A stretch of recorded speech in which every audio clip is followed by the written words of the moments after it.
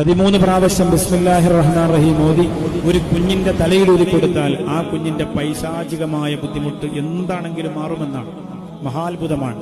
ബിസ്മില്ലാഹിർ റഹ്മാനിർ റഹീം ഭക്ഷണം കഴിക്കുമ്പോൾ, അതുപോലെ വീട്ടിൽ പ്രവേശിക്കുമ്പോൾ, ചെരുപ്പ് ധരിക്കുമ്പോൾ, വാഹനത്തിൽ കയറുമ്പോൾ, സംസാരം തുടങ്ങുമ്പോൾ, ദുആ തുടങ്ങുമ്പോൾ, അങ്ങനെ എന്തിനും ബിസ്മി ഉണ്ടെങ്കിൽ പിശാച് ഇടപെടൂലെന്ന്.